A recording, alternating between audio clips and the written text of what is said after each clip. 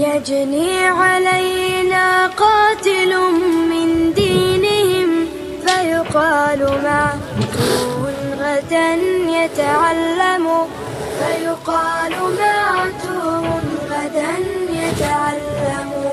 وإذا رماهم مسلم بسواكه قالوا اقتلوه وقومه لا ترحموا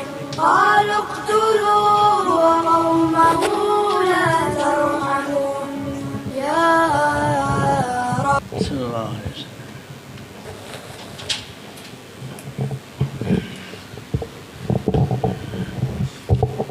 لا الہ الا اللہ لا الہ الا اللہ لا الہ الا اللہ صلی اللہ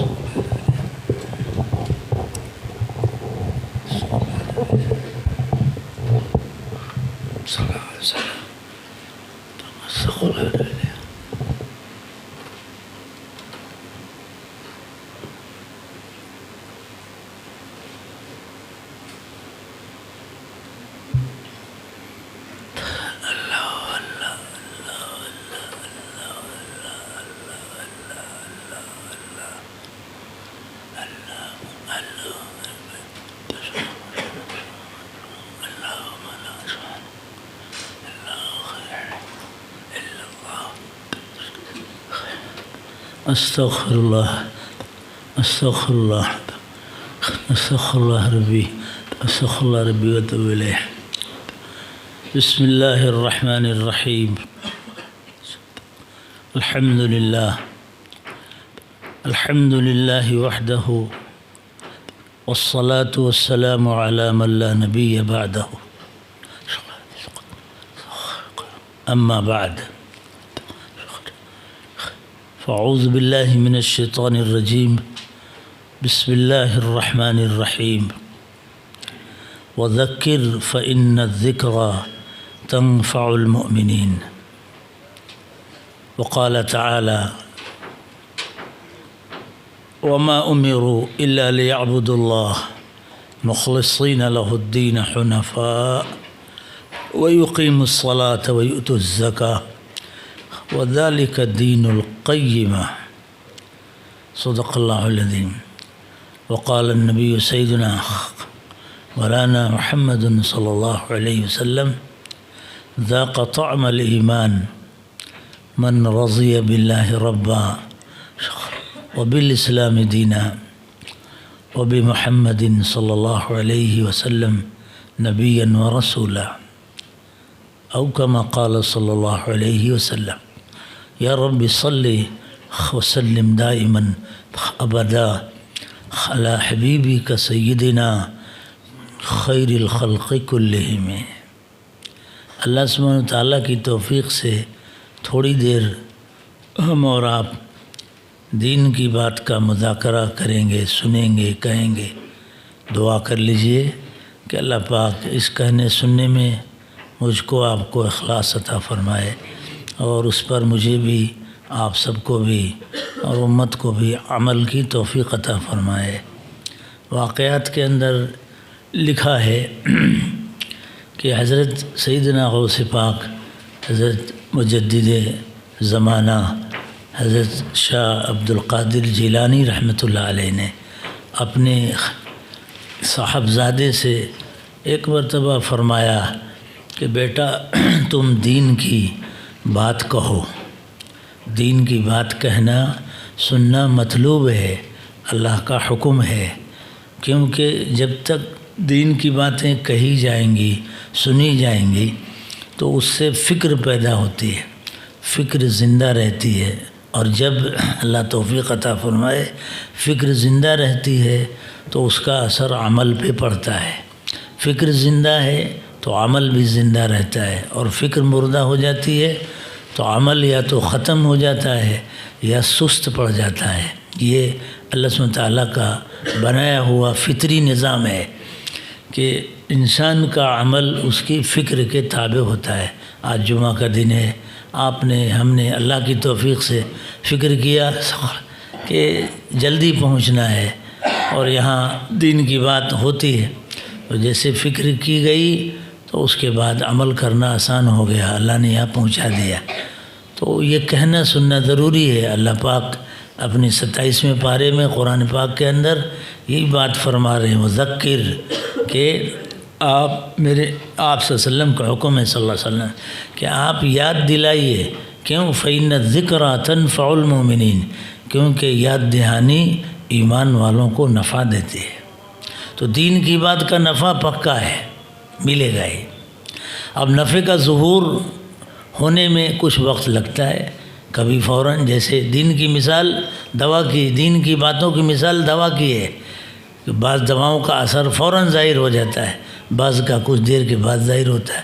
تو دین کی بات کا اثر ہوتا ہی ہے، مگر اس کا ظہور کبھی فوراً ہو جاتا ہے اور کبھی کچھ دیر لگتی ہے، مگر ہوتا ضرور ہے۔ اللہ کے نے نفع عطا فرماتا۔ تو حضرت شاہ عبد القادر جیلانی رحمۃ اللہ علیہ نے، حضرت غوث پاک رحمۃ اللہ علیہ نے اپنے صاحبزادے سے فرمایا کہ بیٹا تم دین کی بات ذرا کہو۔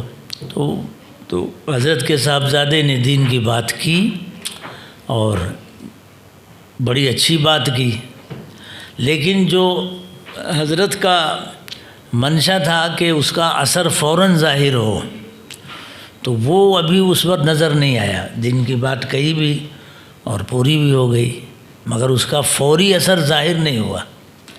حضرت نے فرمایا کہ بیٹا ٹھیک ہے تم بیٹھو ذرا، اب میں بات کرتا ہوں۔ تو حضرت نے دین کی بات شروع کی اپنی۔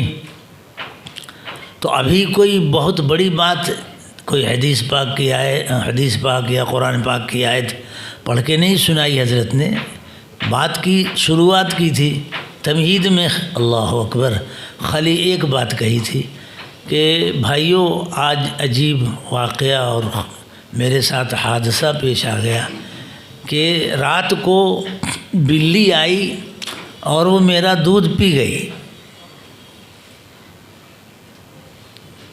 اتنی سی بات ابھی کہی تھی، آگے کی بات ابھی کہتے جب اتنی سی بات کہی، بس مجمع دھاڑے مار کے رونے لگا۔ مجمع پہ عجیب کیفیت طاری ہو گئی کہ حضرت کو غم ہو گیا، حضرت کو غم ہو گیا، دل پر اثر ہو گیا۔ تو حضرت نے آگے بات نہیں کی، بات فوراً بند کر دی۔ حضرت نے اپنے بیٹے کو سمجھانے کے لیے یہ کہا تھا، مثال سے بات سمجھ میں آتی۔ تو بیٹے نے کہا ابا عجیب بات ہے، اب میں نے اتنی لمبی بات کی پھر بھی اس کا کچھ جیسا ظاہر میں اثر نہیں ہوا۔ اللہ اللہ، اور آپ نے تو ابھی خالی اپنا ایک واقعہ سنایا تھا مختصر سا، اس کا مجمع پہ اتنا اثر ہو گیا۔ تو حضرت نے فرمایا کہ بیٹا یہی بات تم کو سمجھانا ہے، اور خدا کرے کہ یہی بات مجھ کو بھی اور آپ سب کو بھی سمجھ میں آ جائے۔ دین کی بات چاہے لمبی کہی جائے یا چاہے تھوڑی کہی جائے، سیرت پاک میں دونوں نمونہ ملتا ہے اور حسب موقع بات کہی جاتی ہے، پر تمام باتوں کا حاصل خلاصہ اصل یہی ہے جو حضرت نے بات فرمائی۔ سیدنا غوث پاک رحمۃ اللہ علیہ نے فرمایا کہ بیٹا تم نے زبان پر محنت کیا تو اس کا اثر زبان پہ پڑا ہے، اور میں نے اللہ کے فضل سے دل پر محنت کیا ہے، اپنے قلب پر محنت کیا ہے خدا کی توفیق سے۔ تو میرے قلب پر جب محنت کی اور جب دل بنا تو دل کی بات کا اثر دل پہ پڑا ہے۔ اس لیے ان باتوں کے ساتھ تم دل کی فکر کرو، دل کو دل بناؤ۔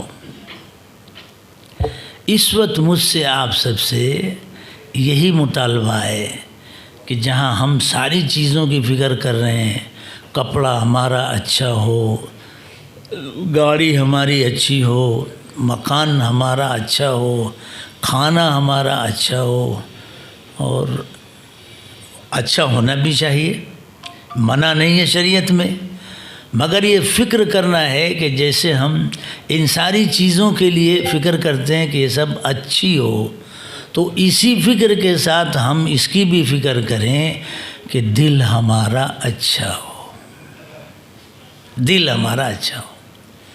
دلوں کے جذبات اور کیفیات کا اثر ظاہر پہ فوراً پڑتا ہے۔ ایک زمانہ ایسا تھا کہ پورے مجمع میں سب جتنے تھے دل کے سلیم دل والے تھے، قلب سلیم والے تھے۔ قلب سلیم کس کو کہتے ہیں؟ 19ویں پارے میں اللہ سبحانہ تعالیٰ قیامت کا نقشہ کھینچتے ہیں اور وہاں اس کے متعلق فکر دلاتے ہوئے فرماتے ہیں یوم لا ينفع مال ولا بنون الا من اتى اللہ بقلب سلیم۔ یاد کرو اس دن کو جس میں انسان کو اللہ عافیت نصیب کرے، مجھے آپ کو، کوئی چیز نفع نہیں دے گی، نہ اس کا مال نہ اولاد، سوائے اس شخص کے جو الا من اتى اللہ بقلب سلیم، سوائے اس شخص کے جو ایک نروگا دل لے کے آئے گا، صاف ستھرا دل لے کے آئے گا۔ تو علماء فرماتے ہیں کہ دل، نروگا دل کون سا دل ہے؟ وہ کون سا قلب ہے جس کو قرآن پاک نے قلب سلیم کہا ہے؟ قرآن کا خاص موضوع دل کی اصلاح ہے، اور قرآن پاک میں جو دل کے لیے الفاظ استعمال کیے ہیں تقریباً 10 سے اوپر ہیں۔ اب میں اس کو بیان کرنے جاؤں گا تو ٹائم اسی میں چلا جائے گا، میں تو صرف قلب سلیم کی بات کہہ رہا ہوں۔ 10 سے اوپر ورڈ قرآن میں اللہ نے قلب کے لیے استعمال کیے ہیں، دل کے لیے۔ ہم تو خالی 1-2 لفظ جانتے ہیں زیادہ سے زیادہ، اردو میں دل جانتے ہیں اور عربی میں قلب جانتے ہیں، باقی یہ سب جیسا دل۔ تو دل کو اچھا بنانا، قلب پاکیزہ ہو۔ پاکیزہ دل کس کو کہتے ہیں؟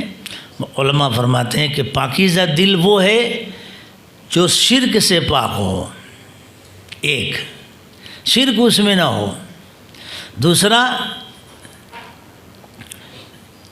کینہ سے پاک ہو، کسی کے خلاف دل میں حسد و کینہ نہ ہو کہ ہمارا بھائی فلاں ترقی کر گیا تو اس کو دیکھ کر جلن ہو، ایسا نہ ہو۔ کینے سے پاک ہو، اللہ کی محبت ہو، آقا مولا حضرت نبی پاک صلی اللہ تعالی وسلم کی محبت ہو۔ الا من اتى اللہ بقلب سلیم۔ اس لیے اس دل کو پاک بنانا ہے۔ سیدنا مولا آقا صلی اللہ علیہ وسلم ایک مرتبہ تشریف فرما تھے، مجلس میں بیٹھے ہوئے تھے، وعظ فرما رہے تھے، صحابہ تشریف فرما تھے۔ آپ نے ارشاد فرمایا ابھی ایک آدمی ایسے آئیں گے جو جنتی ہیں۔ سب کے کان کھڑے ہو گئے، ارے جنتی ہیں؟ آپ سیدنا صلی اللہ علیہ وسلم فرما رہے ہیں تو ان کا جنتی ہونا فکس ہے۔ تو دیکھا اس ارشاد کے بعد ایک صحابی آئے، کپڑا بھی معمولی تھا اور بہت زیادہ مشہور نہیں تھے، ہاتھ میں جوتا لیے ہوئے آئے مسجد میں اور کنارے پہ رکھا اور مجلس میں بیٹھ گئے، بس۔ پھر دوسرا دن آیا، پھر آپ نے ارشاد فرمایا صلی اللہ علیہ وسلم کہ ابھی ایک آدمی آئیں گے جو جنتی ہیں۔ نیکیوں کی کھوج کرنے کی ضرورت ہے، اپنے پر ہم اور آپ مطمئن نہ ہوں، آگے بڑھنے کی فکر کریں۔ تو اس دن بھی وہی صحابی آئے، مجلس ہوئی، ختم ہو گئی۔ تیسرا دن آیا، پھر آپ نے فرمایا کہ آج ایک شخص آئیں گے جو جنتی ہیں، تو پھر وہی صحابی آئے صلی اللہ علیہ وسلم۔ اب 3 دن ارشاد ایک ہی صحابی کے بارے میں۔ مجلس ختم ہوئی تو ایک صحابی اٹھے رضی اللہ عنہ، انہوں نے ان صحابی سے ملاقات کی اور کہا کہ میں آپ کے گھر آج مہمان بننا چاہتا ہوں۔ تو محبتیں تھیں آپس میں، الفتیں تھیں۔ مہمان جب آتا ہے گھر میں تو اپنی روزی مقرر ہوئی روزی کھا کے جاتا ہے اور میزبان کے لیے مغفرت کا سامان کرا کے جاتا ہے۔ شریعت میں 4 باتیں ایسی ہیں جس میں مسلمان اور غیر مسلمان کی کوئی فرق نہیں ہے، بلکہ دونوں میں یکساں حکم ہے، مسلمان ہو تو بھی اور غیر مسلم ہو تو بھی۔ 4 مسئلے ایسے ہیں، ایک مہمان ہے، دوسرا پڑوسی ہے، تیسرا ماں باپ ہے اور چوتھا امانت ہے۔ مسلمان ماں باپ ہے تو ڈبل حق ہے، کافر ماں باپ ہے تب بھی حسن سلوک ضروری ہے، پڑوسی کافر ہے تب بھی حسن سلوک ضروری ہے، مہمان کافر ہے تب بھی اس کا اکرام ضروری ہے، اور اگر امانت کسی نے بھی رکھا ہے تو امانت کو ادا کرنا ضروری ہے۔ چار میں کوئی فرق نہیں، یہ اسلام کا کمال ہے۔ دنیا میں کوئی دھرم نہیں جو اتنا بڑا عظیم علم دے۔ خیر وہ مہمان ہوئے، وقت ختم ہوا ان کا، رات گزر گئی، دیکھا ان کا رات کا معمول کیا ہے۔ صبح ہوئی تو انہوں نے کہا میرے بھائی میں آپ کے گھر مہمان بنا تھا، میری ایک خواہش تھی، تو کہا کہ وہی چیز دیکھنے کے لیے میں آیا تھا۔ پورا واقعہ سنایا کہ آپ کو خبر نہیں، آپ جب 3 دن سے مجلس میں صلی اللہ علیہ وسلم، حضرت نبی پاک سیدنا آقا صلی اللہ علیہ وسلم نے ارشاد فرمایا کہ ابھی ایک شخص آئیں گے جو جنتی ہیں، تو اس تینوں دن ارشاد فرمانے کے بعد آپ ہی آئے تھے، آپ کو پتہ نہیں ہے۔ تو ہم سمجھے کہ کیا آپ کی خاص خوبی ہے، کون سی خاص نیکی ہے کہ یہ ارشاد ہے آپ کا جنتی ہونا تو یقینی ہے۔ تو اس خیال سے میں سمجھا کہ آپ کے گھر مہمان رہوں اور آپ کی خوبیاں دیکھوں کہ تنہائی میں آپ کیا کرتے ہیں، کون سی نیکی کرتے ہیں۔ یاد رکھیں اکیلا کا جو نیکی ہے، اکیلے کی جو نیکی ہے وہ قسمت کا پانسا پلٹوا دیتی ہے۔ پلہ، ترازو کا پلہ بھاری ہوتا ہے تنہائی کی نیکیوں سے، اور تنہائی کے گناہ سے انسان کی تباہی آسمان کے اوپر لکھ دی جاتی ہے۔ اس لیے اللہ سے میں اور آپ ڈریں، اپنی تنہائیوں کو پاکیزہ بنائیں۔ کوئی دیکھے نہ دیکھے، 7 دروازوں کے پیچھے بھی ایک دروازہ ہے جو کبھی بند نہیں ہوتا، وہ اللہ کا دروازہ ہے، کبھی بند نہیں ہوتا۔ اس لیے اکیلے میں گناہ سے ڈرنا ایمان کی علامت ہے۔ صحابی نے کہا میں نے رات بھر دیکھا تمہارا کوئی عمل نہیں تھا، بس کروٹ بدلتے تھے تو اللہ اللہ بول دیتے تھے، اور ویسے جو عام معمول ہے تہجد پڑھ لیا تو تہجد تو سبھی پڑھتے تھے۔ شاید روایت میں تہجد کا بھی تذکرہ نہیں ہے ان کے۔ تو کہا کوئی ایسا عمل نظر نہیں ہے، بتاؤ تمہارا خاص عمل کون سا ہے۔ تو ان صحابی نے، وہ سچائی کا زمانہ تھا، ان صحابی نے کہا بھائی جو عمل ہے وہ تو میں نے بتا دیا، اب یہی میرا ایک عمل ہے اور کوئی بڑا عمل تو ہے نہیں۔ کہا نہیں کوئی بات تو ہوگی ہی۔ تو اب کہتے کہتے ایک بار کریں ولیکن، نعم ولیکن، ایک بات ہے۔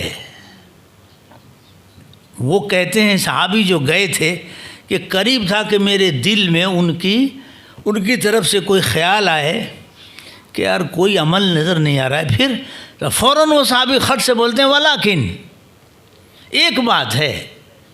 کیا ولیکن لیس فی قلبی غش لأحد، کہ میرے سینے میں کسی کی طرف سے کینہ نہیں ہے۔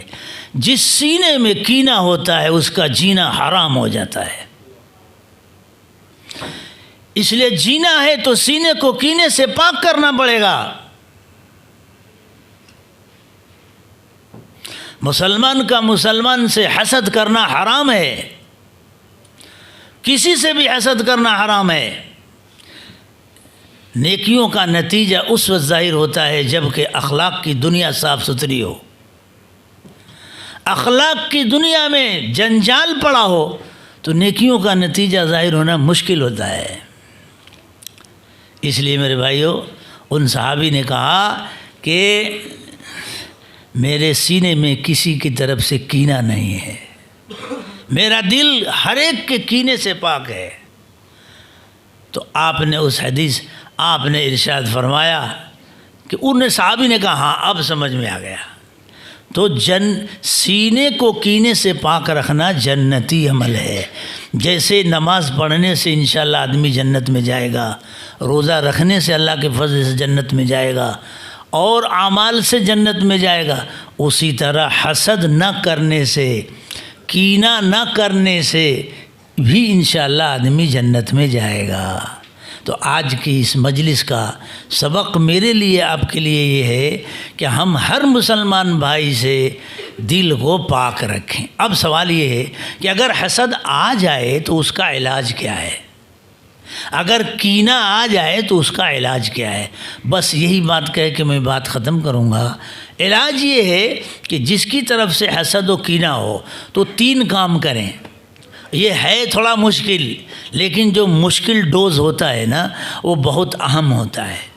مشکل ڈوز بہت اہم ہوتا ہے، نفع ہوتا ہے۔ فرمایا 3 کام کریں جس کی طرف سے حسد آئے۔ پہلا تو یہ کہ اگر ملاقات ہو تو پہلے السلام علیکم ورحمۃ اللہ وبرکاتہ، سلام میں پہل کریں۔ پہلا ڈوز ہے، جس کی طرف سے حسد ہو سلام میں پہل کریں۔ اور دوسرا ڈوز یہ ہے کہ اس کے لیے اس کو بتائے بغیر نام لے کر دعا کریں۔ نام لے کر دعا کریں کہ اللہ میرے فلاں بھائی کو نواز دے، جان میں برکت دے، مال میں برکت دے، اعمال میں برکت دے، اور مجھے بھی برکت دے۔ اس کا نام لے کے دعا کریں۔ یہ کرنا تھوڑی مشکل ہے، لیکن 2 بار 3 بار کرنے ایمان بن جائے گا، قلب اتنا ٹھنڈا ہو جائے گا کہ آپ کہیں گے۔ اور تیسرا کام کیا ہے کہ جب اس کی خدمت میں کبھی کوئی ہدیہ دیا کریں، تو کوئی عطر کی شیشی دے دیں، کب ملے تو بھائی لو میری طرف سے گفٹ لے لو۔ یہ 3 کام کریں۔ علماء فرماتے ہیں کہ ان تینوں کی برکت سے حسد جل کے راکھ ہو جائے گا، انشاءاللہ ختم ہو جائے گا، کینہ ایک دم ختم ہو جائے گا، اور پھر جنتی زندگی نصیب ہوگی۔ اللہ ربنا لک الحمد۔ اللہ مجھے بھی آپ سب کو بھی ان کہی سنی باتوں پہ عمل کی توفیق عطا فرمائے، قبول فرمائے۔ وآخر دعوانا ان الحمد للہ رب العالمین۔ صلی اللہ علیہ وسلم۔